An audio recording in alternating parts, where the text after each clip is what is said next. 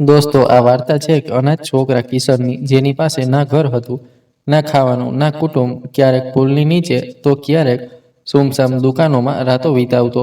પેટ ભૂખથી તડપતું, પણ દિલમાં હિંમત ક્યારેય હારતી નહીં. તેનો એકમાત્ર સહારો હતો તે તેનો નાચ.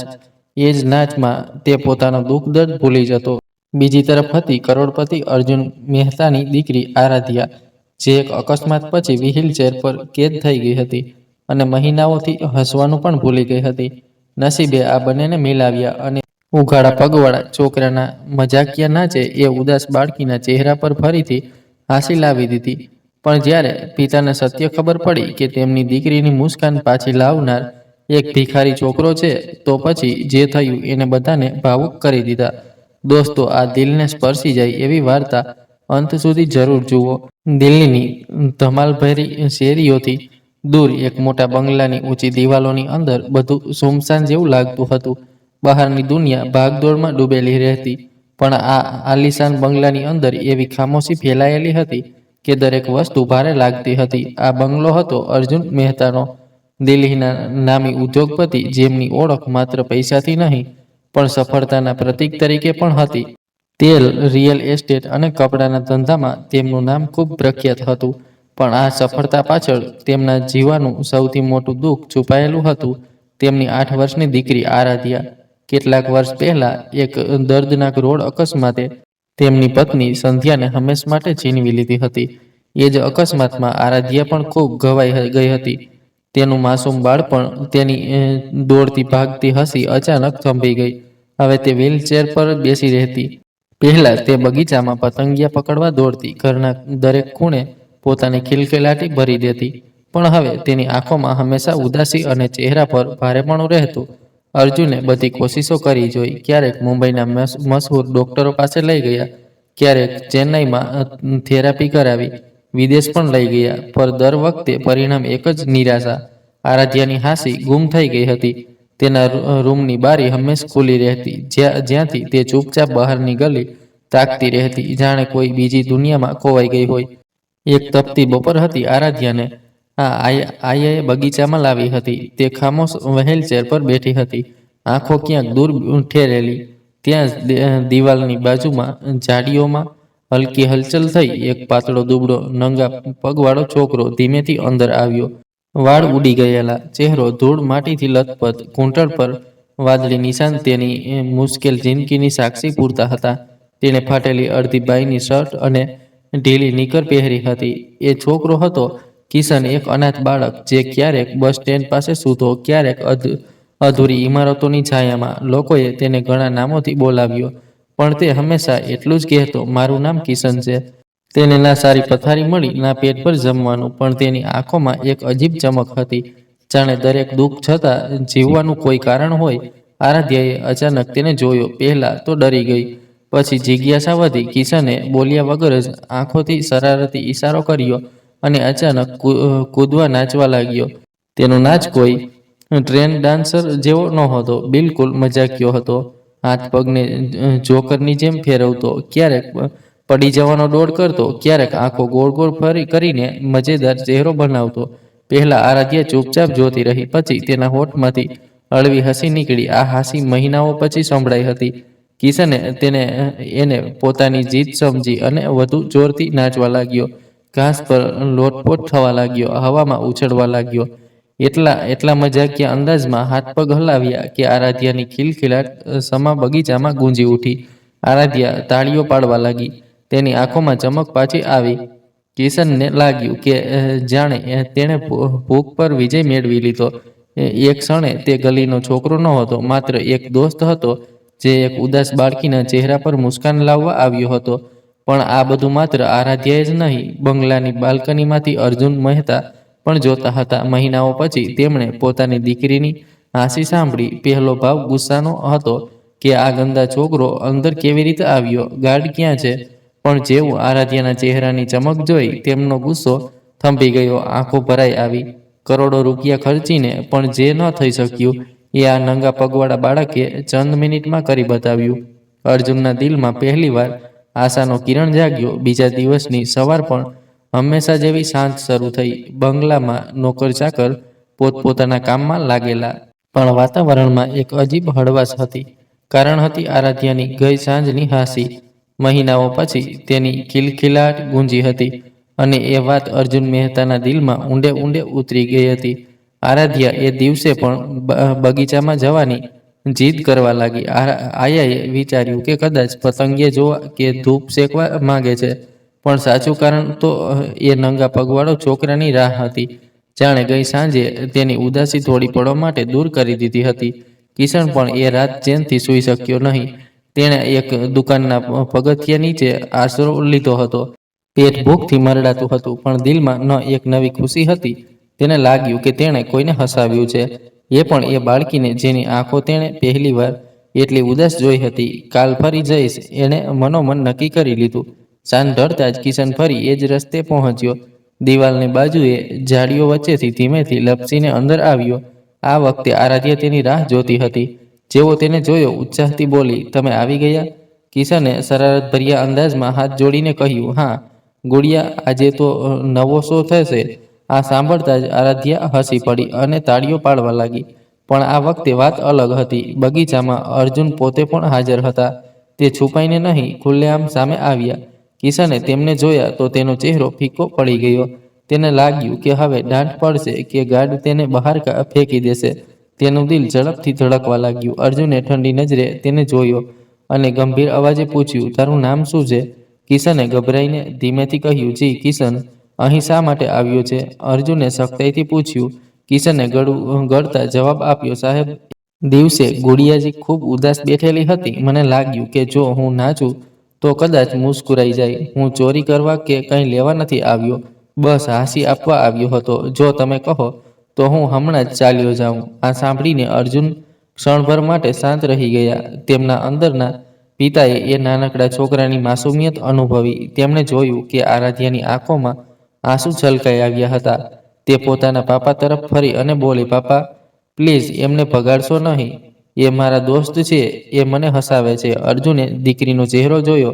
તેના ગાલ પર હળવી લાલી છવાઈ હતી, આંખોમાં ચમક હતી. આટલા દિવસો પછી તેમાં જીવંતતા દેખાતી હતી. અર્જુનનો કઠોર ચહેરો પીગળવા લાગ્યો. તેમણે ઊંડો શ્વાસ લઈને કહ્યું, "ઠીક છે, તમે અહીં રહી શકો છો, પણ મારી નજર સામે કોઈ શરારત નહીં કરે, સમજ્યા?" કિશનની આંખોમાં રાહતની ચમક દોડી ગઈ. તેણે તરત જ માથું હલાવીને કહ્યું, "જી સાહેબ, બસ ગુડિયાજીને હસાવવાનું છે." આરાધ્યા ખુશીથી તાલીઓ પાડવા લાગી. "Show time." કિશને ચીસ પાડી અને મજાકિયા અંદાજમાં ગોલ ગોલ ફરકી ગયો. બગીચાનો માહોલ ફરીથી હાસ્ય ઠઠારી ભરાઈ ગયો. કિશન ક્યારેક બસ સ્ટેન્ડની લડાઈ ઝઘડાની નકલ કરતો, ક્યારેક મજેદાર અવાજો કાઢતો. આરાધ્યા હસતા હસતા લોટપોટ થઈ જતી. અર્જુન ચૂપચાપ ઊભા રહીને જોતા રહ્યા. તેમની આંખ સામે મહિનાઓથી ખોવાયેલું દ્રશ્ય પાછું આવી ગયું હતું. તેમની દીકરીની ખડખડાટ હાસ્ય. આ નજારો તેમને અંદર સુધી હલાવી રહ્યો હતો. તેમને લાગ્યું કે આ છોકરો માત્ર નાચતો નથી, પણ તેમની દીકરીને ધીમે ધીમે જિંદગી પાછી આપી રહ્યો છે. એ સાંજ પછી અર્જુને ગાર્ડ્સને હુકમ કર્યો, "દરરોજ સાંજે 4 થી 6 સુધી આ છોકરાને આવવા દેજો અને જતા પહેલા તેને ખાવાનું પણ આપજો." હવે બંગલાના બગીચામાં રોજ નવું નાટક, નવો તમાશો થવા લાગ્યો. આરાધ્યા ખડખડ હસતી અને કિશન પોતાના બાળપણની ભૂખ અને તકલીફોથી કેટલીક ક્ષણો માટે ભૂલી જતો. અર્જુન દૂરથી જોતા અને વિચારતા રહેતા. જે કામ લાખો કરોડોની દવાઓ અને ડોક્ટરો ન કરી શક્યા, એ એક ગલીનો છોકરો કરી રહ્યો છે. હવે આ રોજની આદત બની ગઈ હતી. સાંજ થતાં જ કિશન ઝાડીઓ વચ્ચેથી બંગલાના બગીચામાં આવી જતો અને આરાધ્યા તેની રાહ જોતી રહેતી. જેવો તે આવતો, તેની આંખો ચમકી ઉઠતી. "આજે શું બતાવશો?"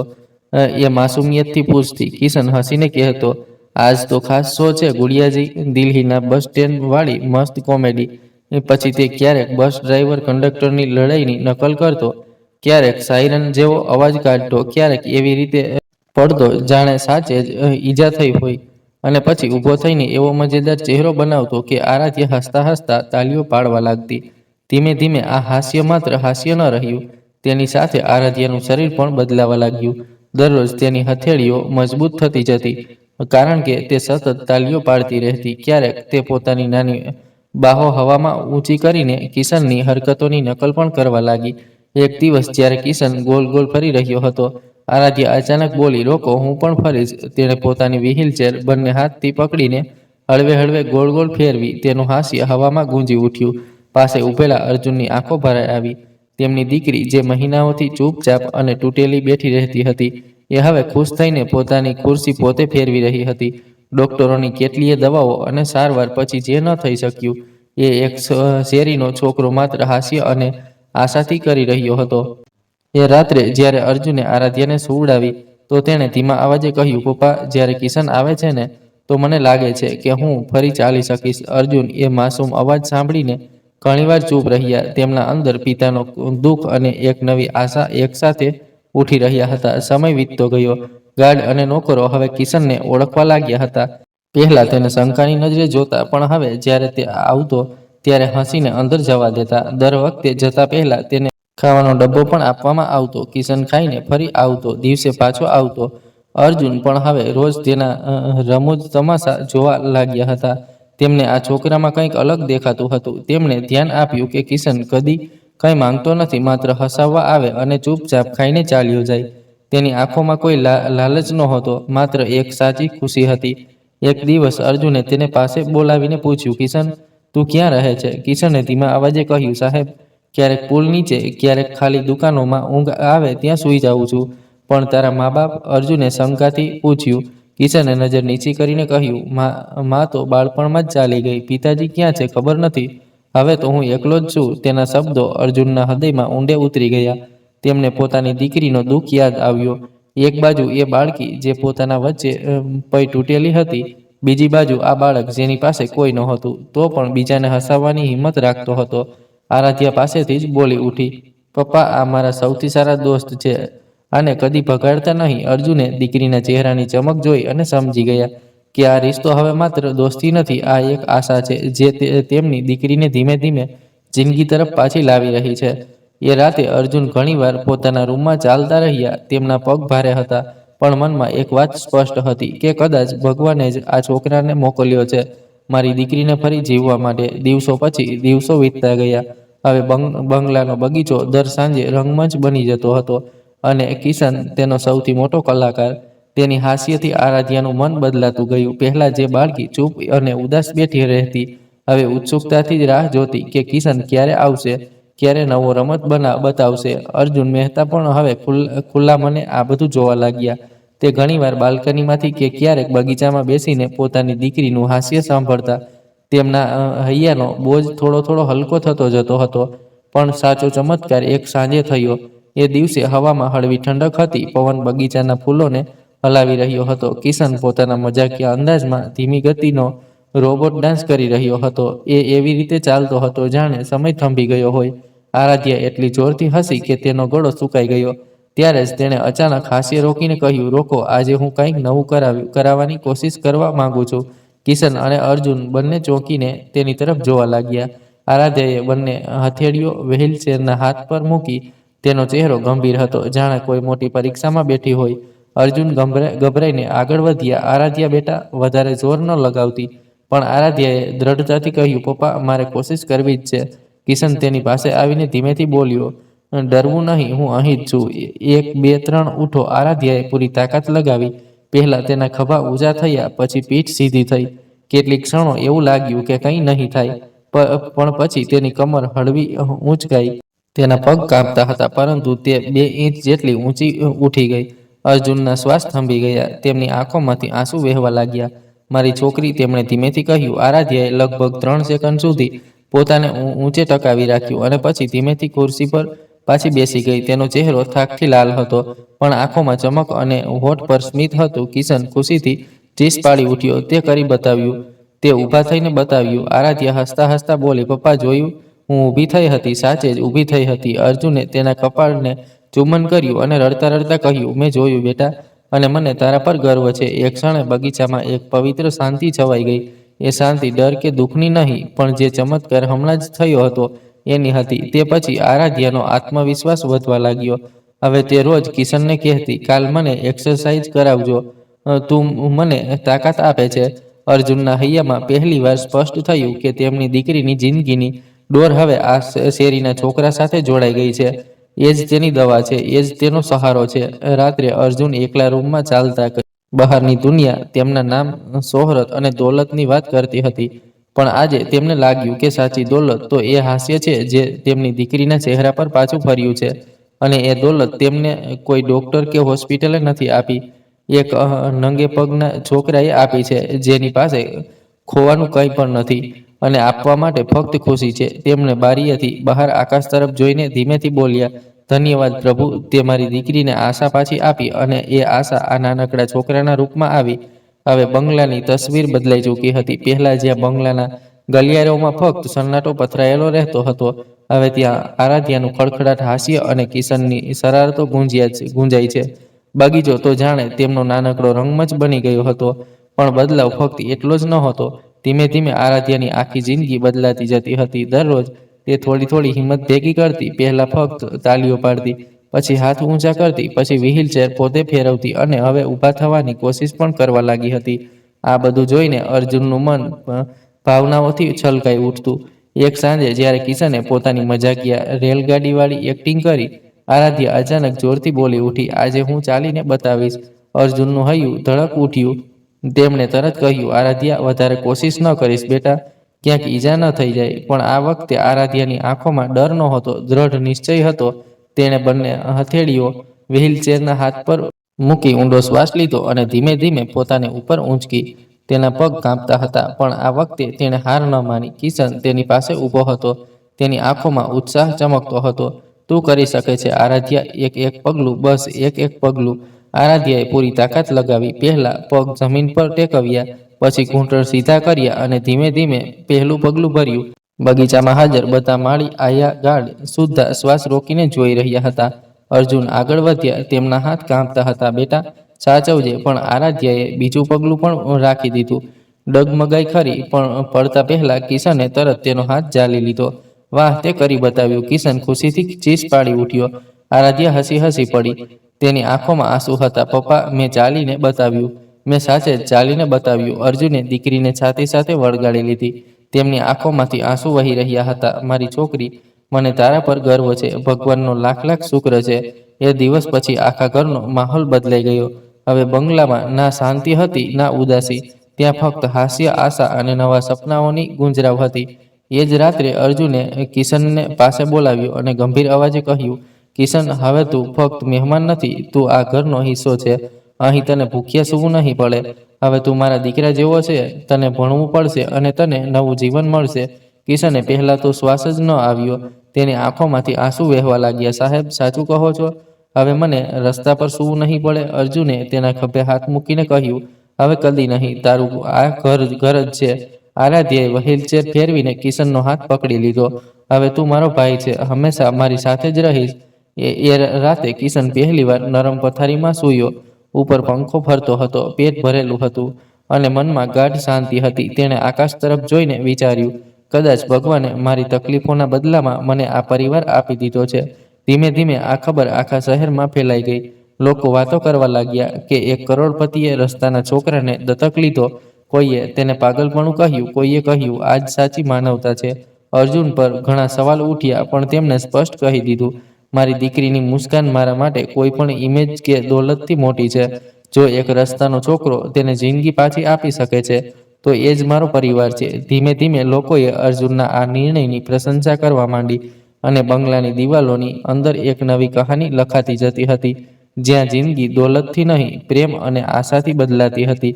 એક સાંજે સૂરજ ડૂબતો હતો ત્યારે બગીચામાં આરાધ્યાએ કિશનનો હાથ પકડ્યો અને બોલી, હવે હું એકલી નથી, તું છે તો મને ડર નથી લાગતો. અર્જુને બંને બાળકોને જોઈને મનોમન કહ્યું, સાચી દોલત એ જ છે નહીં હજારો કરોડો, નહીં શોહરત, ફક્ત આ હાસ્ય અને આ સાથ. અને એ દિવસથી એ આલિશાન બંગલો ફક્ત નામનો ન રહ્યો, એક સાચું ઘર બની ગયો. મિત્રો, કિશન અને આરાધ્યાની આ કહાની આપણને એટલું જ શીખવે છે કે ક્યારેય ભગવાન મદદ એ જ માણસથી મોકલે છે જેથી આપણે સૌથી ઓછી આશા રાખીએ છીએ. એક બેઘર અનાથ બાળક જેણે પોતે જિંદગીમાં ઘણું ગુમાવ્યું હતું, એ જ કોઈ તૂટેલા દિલ અને શરીર માટે આશા બની ગયો. આ કહાની આપણને શીખવે છે કે હિંમત અને સાચું દિલ સૌથી મોટી તાકાત છે. જ્યાં દોલત, દવાઓ અને શોહરત હારી ગઈ, ત્યાં એક માસૂમ દોસ્તી અને સાચો પ્રેમ જીતી ગયો. મિત્રો, તમને આ કહાની કેવી લાગી? તમારો અભિપ્રાય કોમેન્ટમાં જરૂર લખજો. જો કહાનીએ તમારા દિલને સ્પર્શી હોય તો લાઈક કરજો, શેર કરજો અને પોતાના ગામ કે શહેરનું નામ પણ કોમેન્ટમાં લખવાનું ભૂલતા નહીં. આવી જ દિલને વલોવી નાખે એવી કહાનીઓ સાંભળવા ચેનલને સબસ્ક્રાઇબ કરી લેજો. ફરી મળીશું આવી જ એક નવી કહાની સાથે. ત્યાં સુધી જય હિન્દ. આભાર.